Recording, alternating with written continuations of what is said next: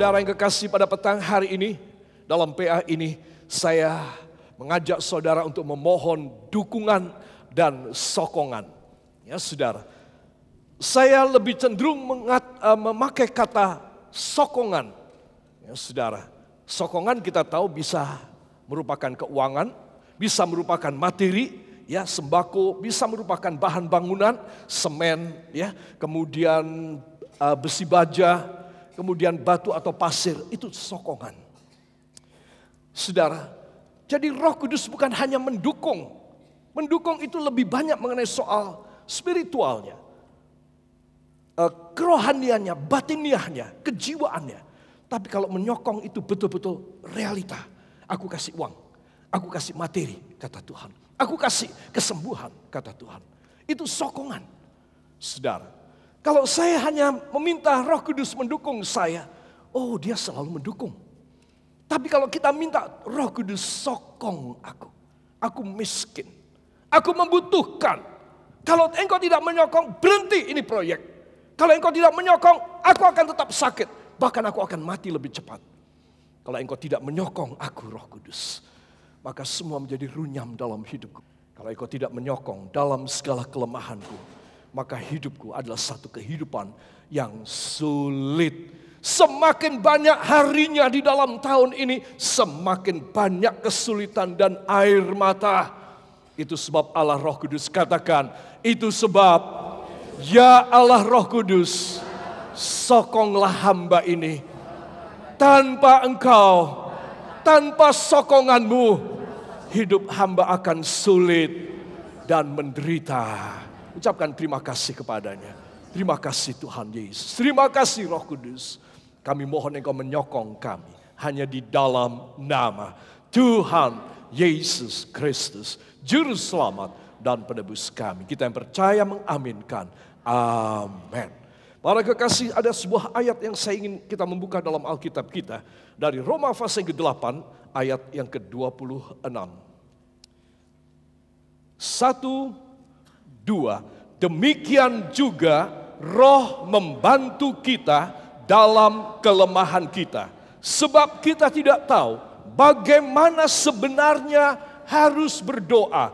Tetapi Roh sendiri berdoa untuk kita kepada Allah dengan keluhan-keluhan yang tidak terucapkan. Amin. Dengan apa?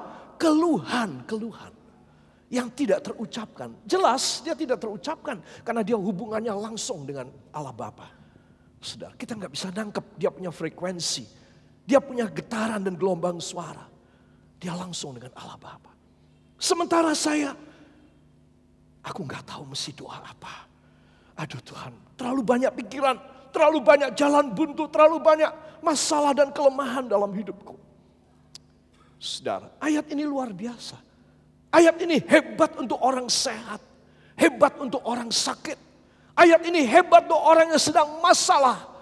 Ayat ini hebat untuk orang yang sedang semuanya running well dan lancar. Ayat ini luar biasa.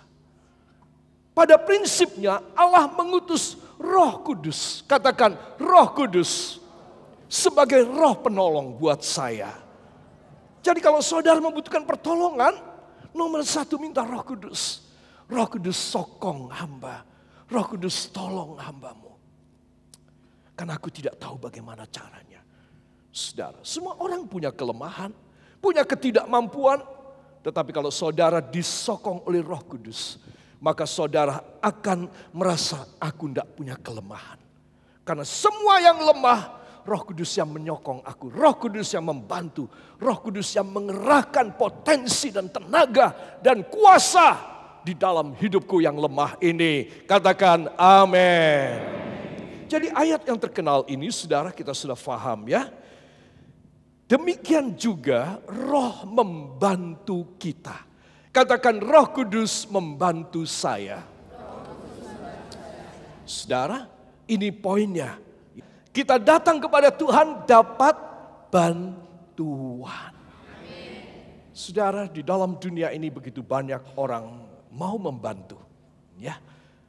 Ada beberapa orang Satu kali mereka adalah pendengar dan mereka adalah pemirsa daripada siaran Amazing Grace kita di You Channel. Saudara, dari Sumatera Selatan, dari daerah transmigrasi. Satu kali ada 4 orang pendeta dipanggil untuk mendapat bantuan untuk gerejanya. Ini dari pemerintah. Nah, senanglah mereka berangkat ke sana. Ya, mereka berangkat ke satu kota, saya tidak usah sebutkan, dan mereka mendapat sejumlah uang masing-masing untuk gerejanya, saudara. Dan ketika pulang malam gelap di perjalanan Trans Sumatera itu, saudara, itu biasa ada gerombolan perampok. Jadi 4 orang pendeta dan beberapa orang pengawalnya, saudara, itu dirampok, dipukul, dan sepeda motornya digondol semuanya 4-4-nya. Saudara. Dan mereka terlantar di pinggir jalan, kemudian baru datang bantuan-bantuan, tetapi sepeda motor mereka sudah hilang semuanya. Sudah dibawa oleh perampok-perampok tersebut. Saudara. Jadi apa yang diterima, itu bantuan hanya berapa juta, tapi harga sepeda motornya belasan juta. Saudara. Kita mendapat bantuan pada situasi yang kritis. Kalau orang membantu saudara, ataupun uang membantu saya, saudara, kita mesti tahu Tuhan itu pasti akan ada banyak buntutnya, ada banyak masalah. Tapi kalau engkau yang bekerja, maka apa yang saya terima, pasti saya akan terima utuh dan bahagia. Amin. Beri kemuliaan yang baik buat dia. Saudara, dan kemudian salah seorang pendeta ini telepon saya minta didoakan. Dan dia mengatakan, ya sudah kami relakan itu semua. Dan kemudian beberapa waktu saya telepon lagi, Tuhan sudah kasih gantinya buat mereka. Amin. Saudara, ada sedikit air mata, sedikit luka, sedikit kekecewaan. Di dalam dunia demikian macam. Yang kita terima bisa lebih sedikit dari yang kita butuhkan. Dari yang keluar dari hidup kita. Lebih besar pasak daripada tiangnya. Tetapi kalau Roh Kudus membantu saudara, begitu mudah, begitu lancar. Kalau Tuhan memberi kepada saudara itu luar biasa. Mungkin melalui seseorang atau beberapa orang yang Tuhan utus untuk membantu saudara. Saudara, apa mungkin anak, ibu atau bapak yang semula tidak mempunyai satu sifat care kepada orang tuanya. Tiba-tiba Tuhan gerakkan hatinya. Tuhan membuat jalan untuk Roh Kudus yang membuat jalan supaya ada sokongan dari Allah pada ibu dan bapak yang sudah sepuh. Ini satu contoh. Kesehatan juga demikian. Kita merasa kita tidak bisa membeli vitamin ataupun makanan bergizi. Kita tidak bisa dioperasi dari penyakit kita karena kita tidak cukup uang. Minta Roh Kudus menyokong kita. Bagi dia tidak harus operasi. Bagi dia tidak harus obat. Bagi dia tidak ada yang mustahil. Walau tanpa operasi, walau tanpa obat, bagi dia akan menyokong kepada saudara. Saudara, kata menyokong dari Roh Kudus, itu nadanya, nuansanya ajaib, miraculous, wonderful. Saudara, tidak seperti kalau saya nyokong saudara, saudara nyokong saya. Saudara, Tuhan ingin supaya setiap pribadi kita, Tuhan ingin setiap kita menerima sokongan Roh Kudus. Amin. Luar biasa, nanti jalannya hebat. Saudara akan mengaguminya dan hidup saudara akan berarti sekali buat orang banyak. Tuhan memberkati kita. Para kekasih, saya ingin maju bersama dengan Anda pada bagian yang kedua ini. Tahapan menuju sokongan Roh Kudus. Sudah tentu tidak sembarang orang menjerit dalam doa disokong oleh Roh Kudus. Nah, ini dia, ada syaratnya. Katakan ada syaratnya. Apakah syaratnya? Yaitu menjadi anak Tuhan. Ya, menjadi anak Tuhan lebih dulu. Di dalam Roma pasal yang ke-8, para kekasih, ayat yang ke-14 dan ayat yang ke-15. Mari kita akan baca bersama ya. Roma pasal yang ke-8, ayat 14 dan ayat yang ke-15. 1, 2. Semua orang yang dipimpin Roh Allah adalah anak Allah. Sebab kamu tidak menerima roh perbudakan yang membuat kamu menjadi takut lagi. Tetapi kamu telah menerima roh yang menjadikan kamu anak Allah. Oleh roh itu kita berseru, ya Aba, ya Bapa. Beri tepuk tangan yang baik buat dia. Haleluya.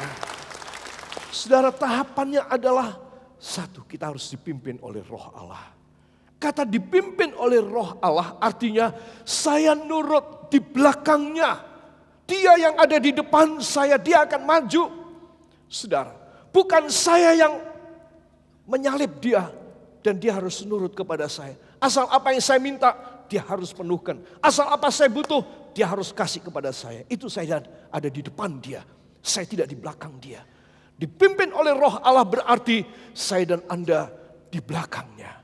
Mau jadi anak Allah, mau menjadi anak-anak Tuhan yang akan disokong di belakangnya. Biar dia yang maju lebih dulu. Kadang-kadang tanpa kita minta, dia sudah menyokong kepada kita. Dia mengadakan dari yang tidak ada menjadi ada. Itu tanpa saudara minta, tanpa saya minta. Itu sebab izinkan dia di depan saudara. Izinkan dia memimpin hidup saudara. Kalau dia diizinkan memimpin, maka kita dianggap anak Allah. Amin. Ayat 15, sebab kamu tidak menerima roh perbudakan yang membuat kamu menjadi takut lagi. Saudara, kadang-kadang takut itu normal, itu manusiawi. Tetapi kalau takut lagi, ini abnormal. Kamu bukan anak Allah kalau macam begini. Saudara, kadang-kadang kita mengalami khawatir dan takut. Kita menjadi deg-degan, kita menjadi agak sedikit grogi. Aduh, saya tidak megang uangnya. Atau, aduh, keadaan kok begini macam dalam persoalan hukumnya. Aduh, tiba-tiba terjadi kecelakaan atau musibah dalam keluarga. Saudara merasa begitu grogi sekali. Itu normal, karena saudara manusia. Saudara bukan malaikat. Tetapi kalau itu takut lagi, itu saudara yang tidak boleh. Pada satu ketika engkau mengalami takut dan khawatir, itu normal, itu manusiawi. Untuk apa? Untuk menyadarkan kita orang, aku perlu angkat tangan. Aku perlu memohon sokongan dari Roh Kudus. Aku membutuhkan sokongan dari Roh Kudus. Amin. Jadi saudara mesti tahu. Itu sebab kenapa saya dan Anda tidak boleh diperbudak. Kata diperbudak itu ya kita dipekerjakan. Kita ditindas. Suruh takut lagi. Suruh takut lagi. Suruh takut lagi. Diperbudaklah kita orang. Saya katakan takut dan khawatir sekali dua kali normal.